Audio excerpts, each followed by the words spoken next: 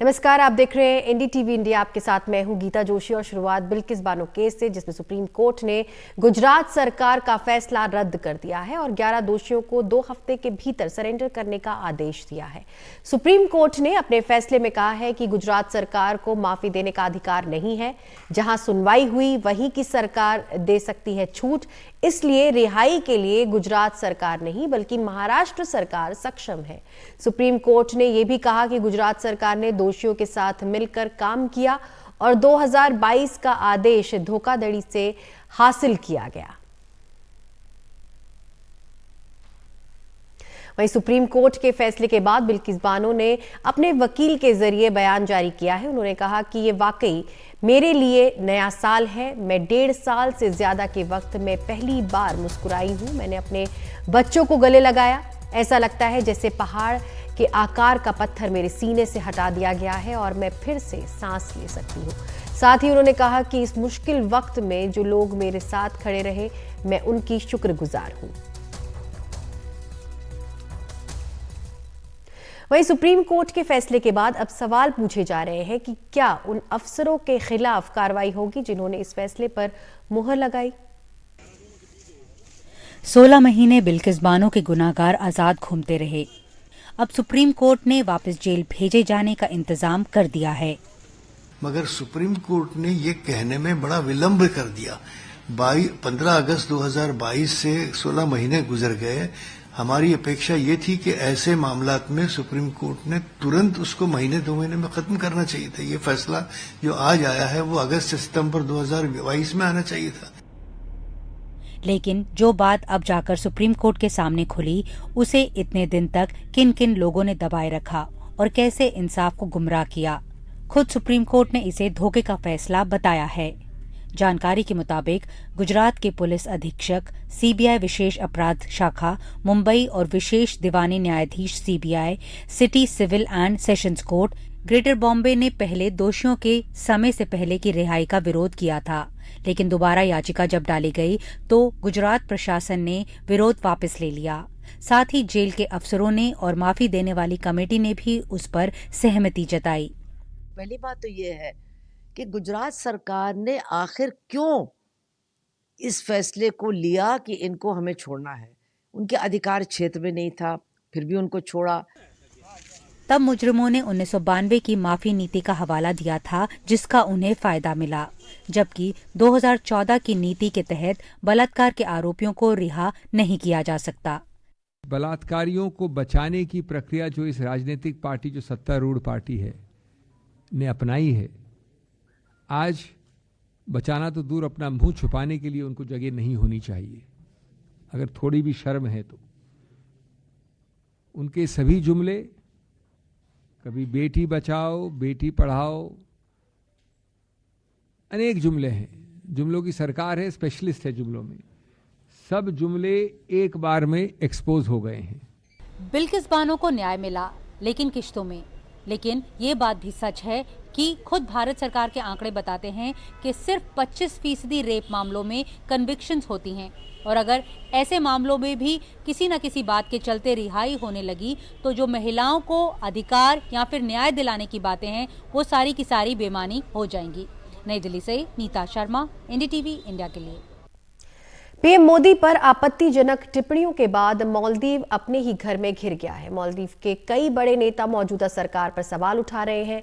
वहीं विदेश मंत्रालय ने वहां के राजदूत को तलब भी किया था। लक्षद्वीप के प्रशासक प्रफुल्ल पटेल ने कहा है कि मालदीव के 3 मंत्रियों की आपत्तिजनक टिप्पणी भारत की गरिमा को चुनौती है और भारत इस तरह का अपमान कभी बर्दाश्त नहीं करेगा। पीएम मोदी के लक्षद्वीप दौरे के बाद मालदीव के मंत्रियों ने सोशल मीडिया पर आपत्तिजनक टिप्पणी की थी। हालांकि भारत के कड़े ऐतराज के बाद तीनों मंत्रियों को सस्पेंड कर दिया गया है।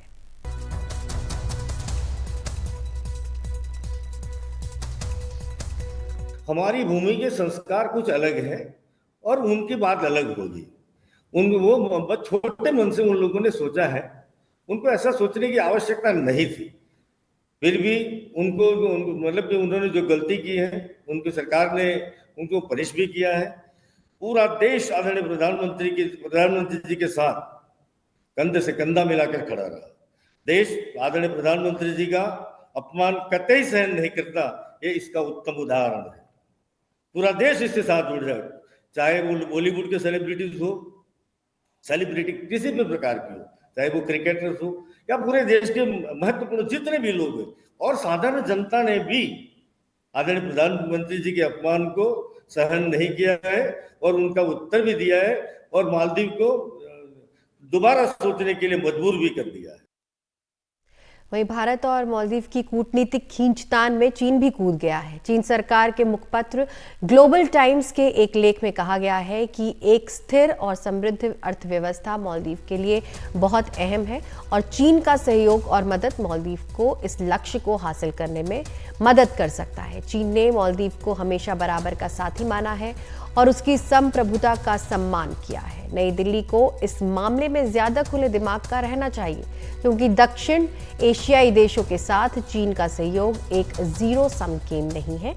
इस पूरे विवाद के बीच मालदीव के राष्ट्रपति मोहम्मद मोइजू 7 दिन के चीन दौरे पर बीजिंग पहुंच गए हैं। हालांकि मोइजू से पहले के राष्ट्रपतियों का पहला विदेशी दौरा भारत का हुआ करता था।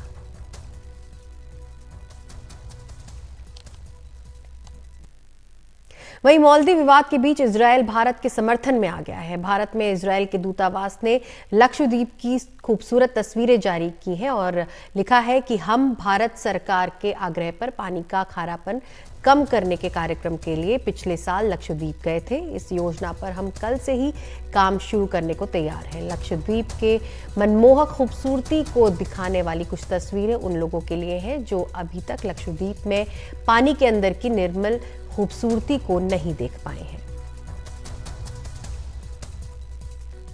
वहीं दिग्गज अभिनेता अमिताभ बच्चन ने वीरेंद्र सहवाग के ट्वीट का जवाब देते हुए कहा है कि मैं लक्षद्वीप और अंडमान गया हूं और दोनों ही बहुत ही खूबसूरत जगहें हैं। समुद्र तट और पानी के अंदर का अनुभव बिल्कुल अविश्वसनीय है। हम भारत हैं, हम आत्मनिर्भर हैं। हमारी आत्मनिर्भरता पर आंच मत डालिए। जय हिंद।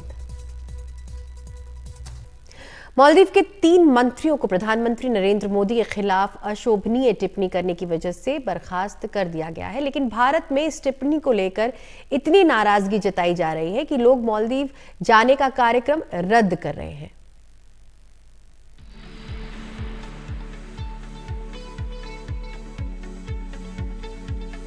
मालदीव का ये समंदर पिछले कुछ वर्षों से भारतीय पर्यटकों को खूब लुभाता रहा है।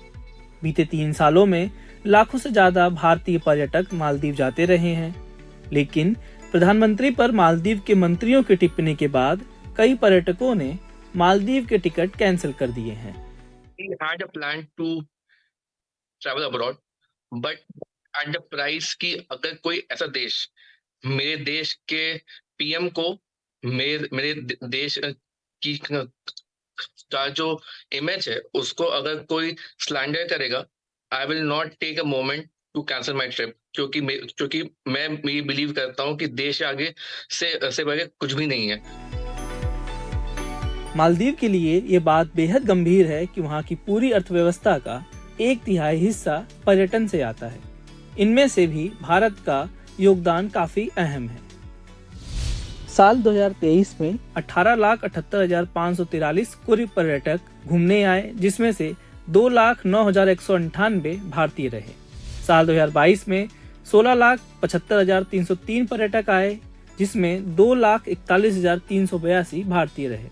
वहीं साल 2021 में कुल मालदीव 13,21,937 सैलानी आए, जिसमें से 2,91,787 भारतीय सैलानी रहे। जनवरी के पहले हफ्ते में 3 दिन में वहां करीब 5,000 पर्यटक पहुंच गए, लेकिन ये अंदेशा है कि वहां बड़ी तेजी से भारतीय टूरिस्टों की तादाद घटेगी। Why are you going to a country where you are not respected? So that would be my first reaction to any traveler who's going. ये तो है नहीं कि Maldives is the only country we can travel to. We can travel to so many other countries. So the opportunity is there. The opportunity is right in India. So why would we go to a country जहाँ आपकी खुद की self respect नहीं है?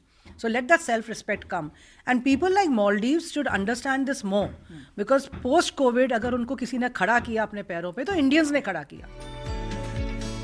हालांकि कितने भारतीयों ने अब तक टिकट रद्द कराए हैं, इसका कोई आधिकारिक आंकड़ा नहीं है। फिर भी मालदीव भारतीयों की इस नाराजगी को कम करने की कोशिश में जुटा है। 3 मंत्री बर्खास्त हैं और पर्यटन से जुड़ी संस्था national boating association of Maldives ने ट्रेवल एजेंट एसोसिएशन को पत्र लिखकर माफी मांगी है। देर सवेर मालदीव से संबंध ठीक हो जाएंगे, यही भारत के हित में भी। लेकिन इस बहाने जो भारतीय पर्यटक स्थलों की एक खोज शुरू हुई है, उसका फायदा यहाँ के पर्यटन उद्योग को मिल सकता है। लेकिन फिर यहाँ भी विश्व स्तरीय सैलानी सुविधाएं विकसित करनी होंगी। मैं शून्य कुमार सिंह, एनडीटीवी इंडिया के लिए। मंगलवार को गुजरात में PM Modi vibrant Gujarat trade show का उद्घाटन करेंगे और बुधवार से वाइब्रेंट गुजरात समिट शुरू हो जाएगा। गुजरात को बिजनेस का प्रीमियर डेस्टिनेशन बनाने में इस समिट का बहुत बड़ा योगदान माना जाता है। समिट के दौरान प्रधानमंत्री मोदी देश की टॉप कंपनियों के सीईओ से मिलेंगे।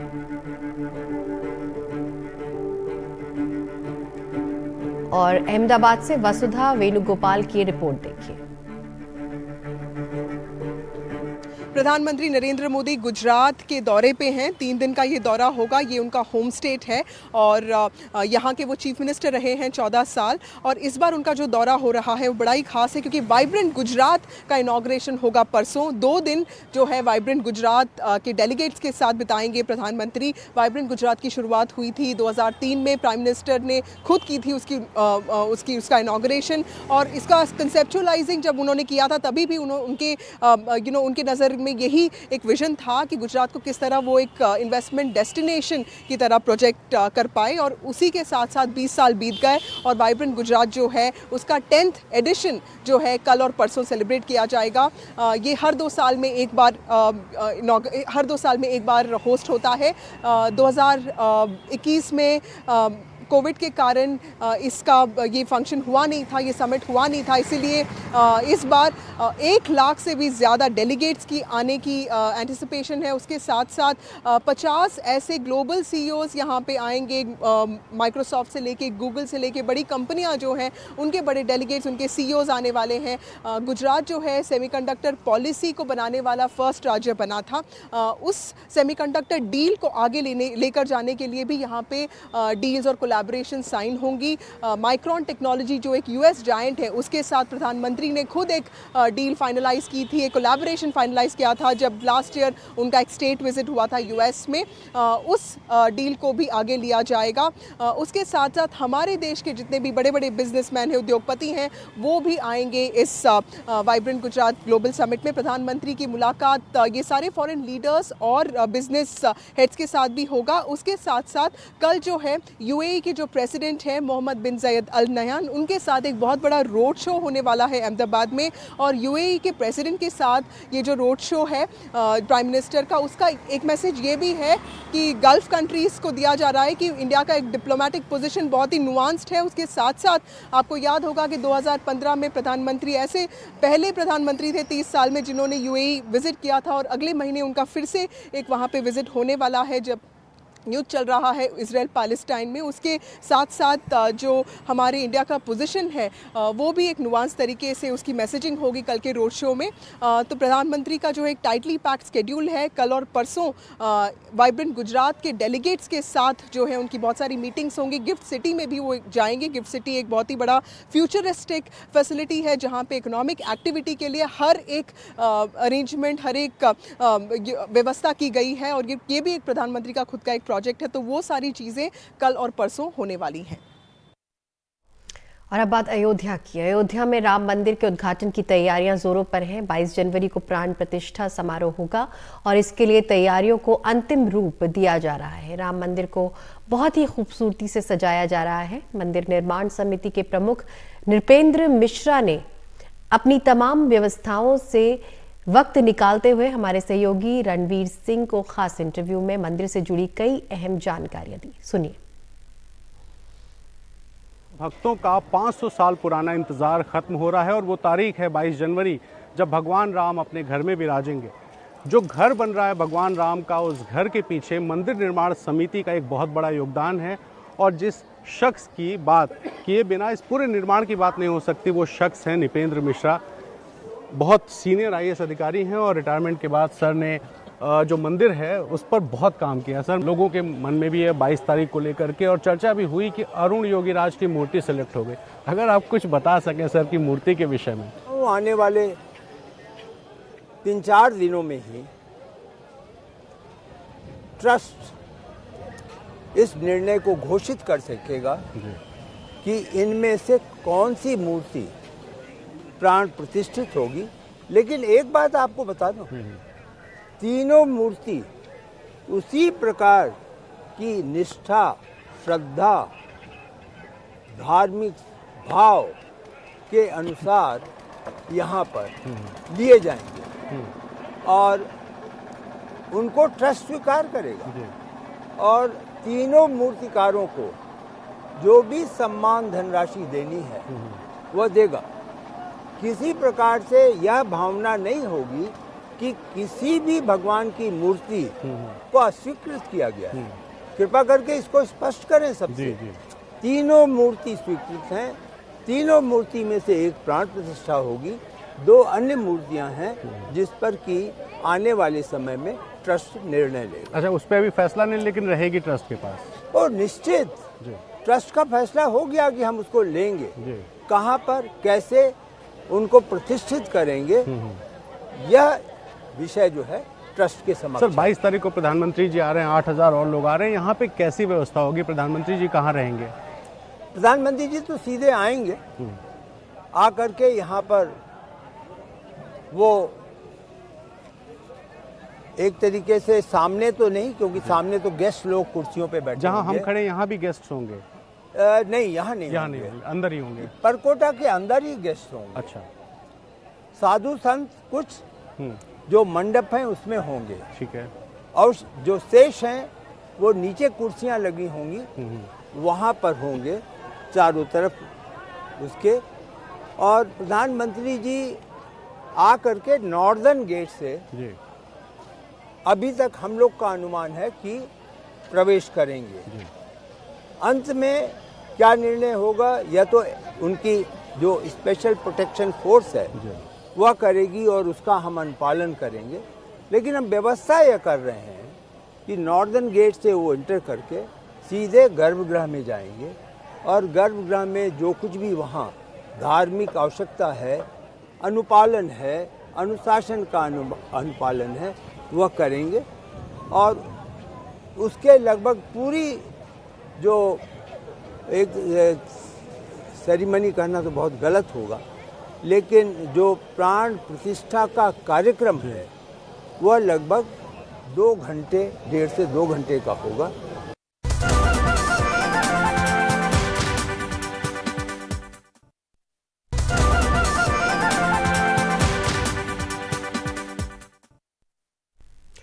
अडानी समूह तमिलनाडु में 42,700 करोड़ से ज्यादा की रकम का निवेश करने जा रहा है। अगले 5 से 7 सालों में अडानी समूह ग्रीन 3 PSP प्रोजेक्ट में 24,500 करोड़ का निवेश करेगा।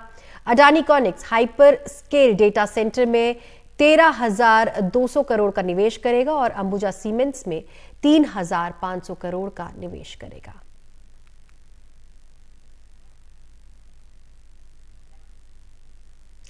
क्रिकेटर मोहम्मद शमी को अर्जुन अवार्ड मिलने जा रहा है। एनडीटीवी से बातचीत में उन्होंने वर्ल्ड कप में शानदार परफॉर्मेंस की कई खास बातें साझा की। वर्ल्ड कप में जिस एक चेहरे ने सब पूरे भारत के जितने भी क्रिकेट फैन हैं दुनिया भर के, उसको बहुत ही उद्वेलित किया, बहुत ही खुश किया। और दुनिया भर के एक्सपर्ट्स भी जिसके सीम पोजीशन की, बॉलिंग की तारीफ करते रहे बेनता। शमी दुनिया भर के एक्सपर्ट जो है आपके सीम पोजीशन की, आपके बॉलिंग की तारीफ करते रहे। और आप 4 मैच बेशक बाद भी आए, लेकिन जो आपने अपना असर छोड़ा वो उसको सब याद कर रहे हैं। आप कह रहे हैं सारी दुनिया तारीफ कर रही थी, कुछ लोग बॉल पे डाउट उठा रहे थे, आपको पता है? बॉल पे डाउट उठा रहे थे? हाँ, कि हमें दूसरी बॉल मिल। अरे तो पाकिस्तान में कुछ लोग वो तो आपको फ्रेंड एलिमेंट है, लेकिन आप मजाक से हटकर बात करते हैं कि कोशिश यही रहती है कि आपके अच्छे इवेंट्स में, आपके ICC इवेंट्स में अपना 100% दिया जाए, मोर देन 100% दिया जाए। कोशिश यही रहती है कि अपनी टीम को जिताकर वापस लाया जाए। हमेशा यही कोशिश रही है कि जितना आपके अंदर दम है आप उससे भी ज़्यादा आप लगा दो। तो मेरी भी कोशिश यही रहती है, हमेशा माइंडसेट भी वही रहता है कि जब हम ग्राउंड में उतरे हैं तो कोई कसर बाद में ना रह जाए कि हम लोग बाद में ये सोचें कि शायद मैं ये कर सकता था। तो आपको ऑन द फील्ड वो सब प्लान करके जाना चाहिए और हमेशा आपको अपनी टीम के बारे में सोचना चाहिए। एक चीज़ जो हमें बताई गई कि जैसे बदरुद्दीन सिद्दीकी साहब ने या और भी लोगों ने बताया, देवव्रत सर ने भी बताया कि आपने घर में 3 पाटा विकेट तैयार की हुई थी, तीनों अलग अलग तरह की। आपने अलग तैयारी की थी वर्ल्ड कप की, कैसे ये मतलब ये बाहर चाहे जितना भी जादू रहे, आपकी अलग खास तैयारी? देखो, आप अभी बात कर रहे थे ना कि सीएम की बात और पोजीशन की, लोग मुझे मैग्रा से कंपेयर कर रहे थे। देखिए, कंपैरिजन में मैं नहीं जाना चाहता, लेकिन उस चीज़ का जो रिज़ल्ट आते हैं ना कि लोग बात करते हैं, वो चीज़ आपके फैमिली से मिलती है, आपके बैकग्राउंड से मिलती है। क्योंकि जो हमने मेहनत की है पीछे, जो हम लोगों ने अपने लिए प्रिपरेशन रखी है कि हम सीरीज़ के बाद जब हम घर पे जाते हैं तो हम जब अपने आप को ऑफ कर देते हैं वो ना मिले, क्योंकि हमें जो मोमेंटम है उसको रखना ज़रूरी होता है। इसीलिए मैंने कंडीशंस के हिसाब से तैयारी की थी। विकेट्स बनाई हैं वहाँ पे, जैसे आपने सुना भी होगा कि वहाँ पे मैंने 6 विकेटें बनाई हैं, तो डिफरेंट टाइप की हैं। तो वो मेरे लिए हेल्प है, क्योंकि मुझे किस कंडीशन में खेलना जाना है, मुझे उसी हिसाब से मैं प्रिपरेशन रखता हूँ और उसी हिसाब से मैं विकेट को यूज़ करता हूँ। और साउथ अफ्रीका में मिस किया आपने, इतना अच्छा विकेट था, आप होते तो शायद एक और नतीजा, पहली बार शायद फाइनल फ्रंटियर दिन। देखिए, कहीं भी हो मैच तो कहीं भी हो, मैं हमेशा मिस करता हूँ और कोशिश यही करता हूँ कि काश मैं टीम का पार्ट रहूँ, हमेशा पार्ट रहूँ और टीम के लिए कुछ ना कुछ मैं अपना योगदान देता हूँ। तो वो बहुत ज़रूरी होता है एज ए स्पोर्ट्समैन कि आप उस चीज़ को मिस करते रहें, आप जितने भी आपको उसकी भूख को वो करना है। फिटनेस लेवल आपका क्या है? इंग्लैंड में हम आपको देखना चाहते हैं। देखिए, कोशिश पूरी जारी है, जितना जल्दी से जल्दी हो सकता है वो पूरे ग्राउंड पर आने की कोशिश कर रहे हैं और देखते हैं कितना जल्दी होता है। एक आखिरी सवाल, अर्जुन अवार्ड इन सब के बीच में बहुत कम क्रिकेटर को मिला है। सर, मेरी कोशिश है मैं अपनी जॉब, अपनी पैशन, अपने प्रोफेशन पे फोकस करता हूँ, लेकिन ये अवार्ड मिला है थैंक्स फॉर एवरीवन, प्यार के लिए, सम्मान के लिए, इस अवार्ड के लिए। और बस मेरी कोशिश यही है कि मैं हमेशा टीम के लिए अच्छा करता रहूँ, कंट्री के लिए अच्छा करता। Thank you so much and NDTV से बात करने का शुक्रिया और ऐसे ही चमकते रहिए। तो ये है मोहम्मद शमी जिन्हें अर्जुन अवार्ड मिल रहा है और ये बहुत बड़ी बात है और वर्ल्ड कप में इन्होंने सबको चौंकाए रखा, हैरान किए रखा और एक बार फिर अर्जुन अवार्ड मिल रहा है। जाहिर तौर पे बेहद खुश हैं और इनके फैंस भी खुश होंगे। दिल्ली से कैमरामैन गौरी प्रसाद के साथ विमल मोहन, एनडीटीवी इंडिया। 81वें गोल्डन ग्लोब्स अवार्ड में मशहूर डायरेक्टर क्रिस्टोफर नोलन की फिल्म ओपनहाइमर ने बेस्ट पिक्चर समेत 5 अवार्ड्स अपने नाम किए हैं। सेरेमनी में एक्टर किलियन मर्फी ने फिल्म ओपनहाइमर के लिए बेस्ट एक्टर ड्रामा कैटेगरी में अवार्ड अपने नाम किया। क्रिस्टोफर नोलन बेस्ट डायरेक्टर चुने गए।